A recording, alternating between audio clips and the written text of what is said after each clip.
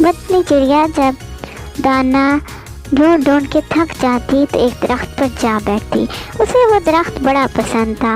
वो बोहड़ का दरख्त था, बहुत ऊंचा, खूबसूरत, सरसब्ज़, सबका पसंदीदा। बहुत से जानवर उस पर बैठे रहते और सुकून महसूस करते रहते। वो पता नहीं कितने परिंदों का घर था, बड़ा ही प्यारा। कुछ जानदार उसके नीचे बैठकर साया हासिल करते थे और कुछ जानवर उसकी टहनियों पर बैठ के। लेकिन ये क्या, वो जब आज पहुंची उधर तो देखा गाड़ियां ही गाड़ियां इकट्ठी थी। उसे कुछ समझ नहीं आ रहा था। वो ची ची ची करके सबको रोकने लगी। कहाँ जा रहे हो तुम लोग, ये क्या हो रहा है? उसकी आंखों के आगे अंधेरा आने लगा। ची ची ची चू ची चू ची। वो शोर मचा रही थी कि हो क्या रहा है इधर, क्या ज़लज़ला आ गया है, क़यामत आ गई है, हो क्या रहा है? लेकिन कुछ समझ नहीं आ रहा था। अचानक उसकी नज़र पड़ी कि दरख्त काट रहे थे और वो भागती भागती जा रही थी ये देखने कि क्या बोहड़ का दरख्त तो नहीं काटा जा रहा। वो भागती हुई जा रही थी, ढूंढ रही थी अपने प्यारे दरख्त को और दिल में दुआ कर रही थी, अल्लाह जी प्लीज़ बोहड़ का दरख्त ना कटा हो, उसको वो लोग ना काटें, अल्लाह जी प्लीज़ प्लीज़। वो उड़ती उड़ती उड़ती जब वहाँ पहुँची तो उसने देखा कि उसका बोहड़ का दरख्त कट चुका था।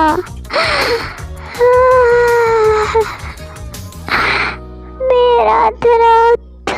वो जाके चू चू चू चू करने लगी और लड़कों को चूंचे मारने लगी। तुम लोगों ने ये क्या किया, क्यों काटा मेरा दरख्त? लेकिन उसकी सुनने वाला कौन था? ये लोग इन दरख्तों को क्या करते हैं? फिर उसे समझ आई कि ये लोग इन दरख्तों से अपने लिए फर्नीचर बनाते हैं। इंसान तो कितना जालिम है, हमारी आराम की जगह को काट कर अपने सुकून की जगह बनाता है। ये दरख्त पता नहीं कितने जानवरों का घर था, कितने परिंदों की पनाहगाह थी।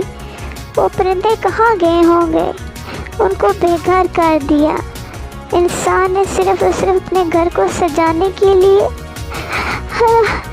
वो रो रही थी लेकिन उसकी कौन सुनता था।